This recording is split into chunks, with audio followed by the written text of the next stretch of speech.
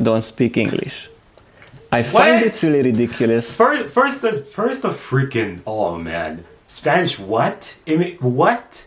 Immigrants are supposed to adapt. Hey guys, welcome back to the channel. Today we're going to be checking out a video titled EU versus the US, 10 shocking traffic differences. So I guess it's going to be comparing the traffic signs, stop and go, right turns type stuff. So yeah, it should be a really good video. Let me know what y'all think about it in the comment section down below. Link for the original video will be in my description, so go check it out, show some love, and thank you for watching. Let's get right into this video. Hi guys, I spent more than 2 weeks on the West Coast last year, and I was shocked by many things which are very different from Europe. I know these comparisons are not true for all part of the US and all part of Europe, but you can find these stereotypes in many places. Number one, unlike in Europe, public transport networks are not so great in the US. The lines are not so extensive and the buses, trains run less frequently. Probably that is the reason why old or very poor people are using it. They can't drive a car or not afford one. Right. In Europe, all level of the society is using public transport, from young to old, from poor to rich, as this is the fastest way to commute within the city. Unfortunately, most US cities were built after the introduction of the automobile, giving limited to no chance spreading to the public transport networks within the city. The biggest problem is that half of the American population lives in the suburbs. Here, the population density is relatively low, and therefore public transport cannot serve very well these areas. Let's take a look at the map and compare Phoenix and Barcelona. Both cities have a population around 1.5 million. But if you check the area of Phoenix, it is spreading out in a 10 times larger space than Barcelona. So the only thing that could help spreading the public transport is urban development. People have to move to the city and leave the suburbs behind. This is part of another story. So let's just move to our second point. The car rental is cheaper and much easier than in Europe. There are no hidden fees, the second driver is free, you don't even have to pay for extra mileage, and debit cards are just as acceptable as credit cards. The insurance and gas is also considerably cheaper, so it's really worth renting a car if you want to visit the US. Really? I've never rented a car here or there, right? And I've never known that renting a car could be complicated. He's making it seem a little bit complicated. Y'all let me know what it's like, man. Especially for Finland. Let me know what it's like to rent a car in Finland. It's quite interesting. Number 3. There are some traffic rules which are very different from Europe. Now, I'm not comparing the UK with the US, but I focus on mainland Europe, where also right-hand drive traffic is used just as in America. Right. One of these rules is turning right. Yeah, my dumbass actually found out that majority of the world actually drives on the right, as it right side of the road. I was shocked because when I was finding out that I'm actually going to move to Finland, I was like, oh shit. Dang, where they drive at? They on here? What's going on? I actually thought they drove on here, man. And it was a shock for me. Yeah. But yeah, I think a lot of Americans actually don't think or know that the way how cars are driven is actually not special to the US in terms of right-handed. Is generally allowed on a red light. I believe it is a great thing and helps the traffic flow more easily, while it doesn't add additional danger to the process. In Europe, you can turn on the red light only if there is an additional light which shows a green arrow pointing to the right. Number 4. That's not a red light. On the other hand, turning left in the US is a nightmare. Designated left turn traffic lights are rare, and mostly you get solid green, which means you can expect traffic from the opposite direction. I find this extremely dangerous and also can block and slow the traffic. Number 5. The next one is the interchanges. They, especially in the city, are so close to each other that due to heavy traffic and the 5, 6, 7 lanes, it is impossible to change routes. Many of them should be redesigned to be more user-friendly. Number 6. On the other hand, what I find particularly useful is the flashing red and yellow traffic lights.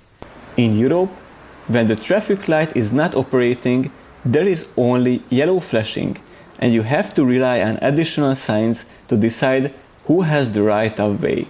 But in the US, red flashing is equivalent to a stop sign, while yellow flashing is a free to go. You just have to be cautious. Right.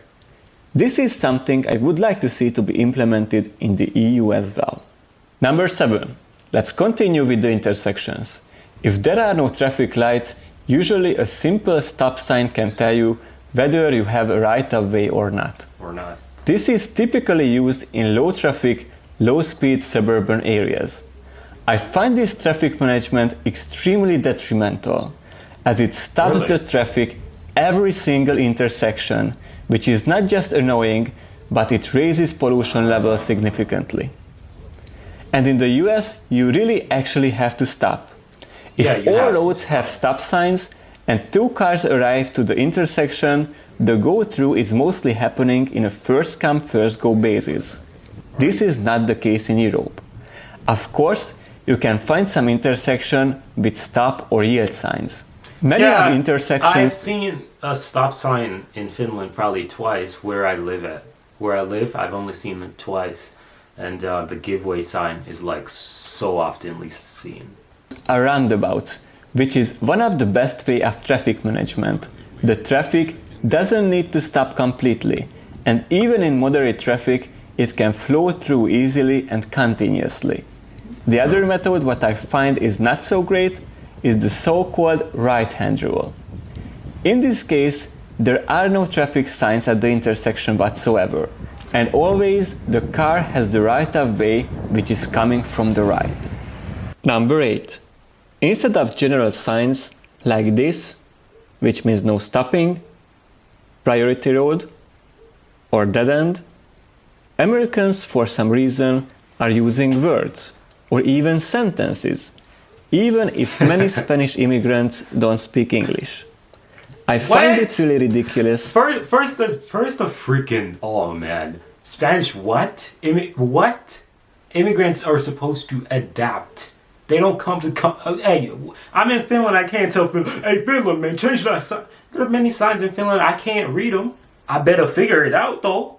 What you mean? Ain't no country ain't about it. Hey, don't get on me, man. I'm an immigrant, but don't get on me, man. I don't defend bullshit.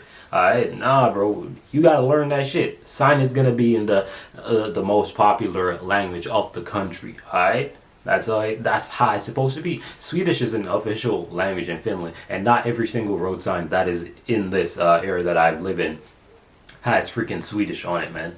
You got freaking Suomi. That's how I go. That there are no universal standard traffic signs, but they are still communicating with road users in this way. It can slow down the traffic and make it more dangerous, as you need to read the whole thing instead of just quickly looking at the sign. Number 9. I get that. The traffic doesn't... I do get the whole situation with reading a sign. It can be a little bit complicated compared to it. Like, let's say there's a sign that is for parking. In Finland, you see a big P. In the United States, you may see parking or no parking, or some of those are like that, right? Let's say you see that. You have to read it to know what it is, right? What if it's a no parking allowed between such and such a period of time? You have to read that, right? So I get it. It is better to just have a symbol. Keep right. Here in the EU, you are obliged to keep right in multi-lane roads, especially on the highway. In this way, faster traffic can easily pass through lower speed traffic. Right. In the US, everybody can go in that lane where they want, which can create potentially dangerous situations on the road. On the other hand, I understand why this is happening in this way. In Europe, if you want to exit from the highway, in almost all cases, you have to leave to the right. In the US, Due to these complex and not necessarily well-designed intersections, you can also leave or change highways to the left from the left lane. And our last point is number 10. Highway speeds are considerably lower in the US. And now I don't count the German Autobahn, where there is no speed limit. In most European highways, the limit is 130 kilometers per hour, which is around 80 miles. I've seen 100 in Finland, so I was a little bit shocked when he said, you know, it's lower in the United States, but could be sure it was 70 miles an hour in the United States. I don't know, maybe I'm tweaking, but I'm sure it's 70. Well,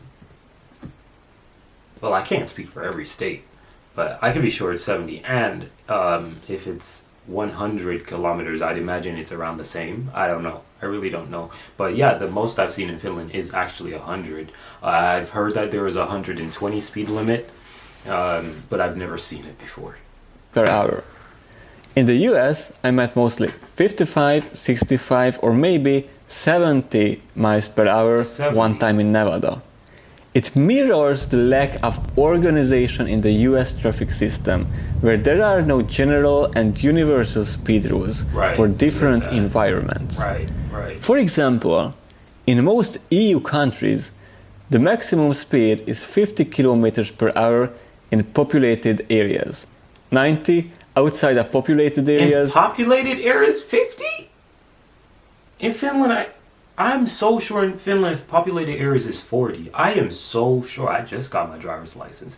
I'm so sure in Finland populated areas is 40, and in like residential areas where it's like a community or a school area, it's 30.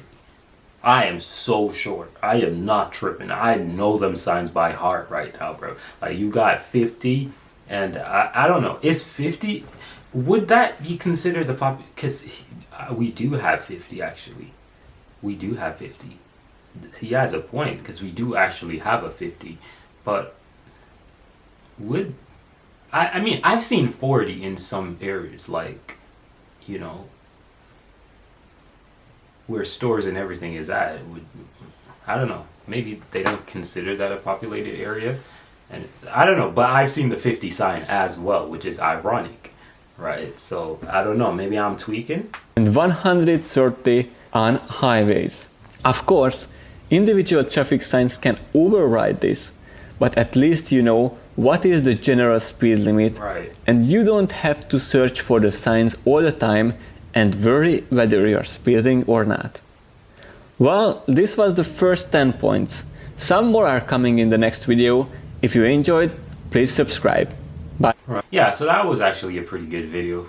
You know, differences between, you know, traffic signs and, you know, traffic, you know, situations, and, you know, differences between the traffic in the United States and Europe. Yeah, quite a good, solid amount of differences in my humble opinion. Y'all let me know what y'all think about these things in the comment section down below. But anyways, man, I'm out of here. Peace.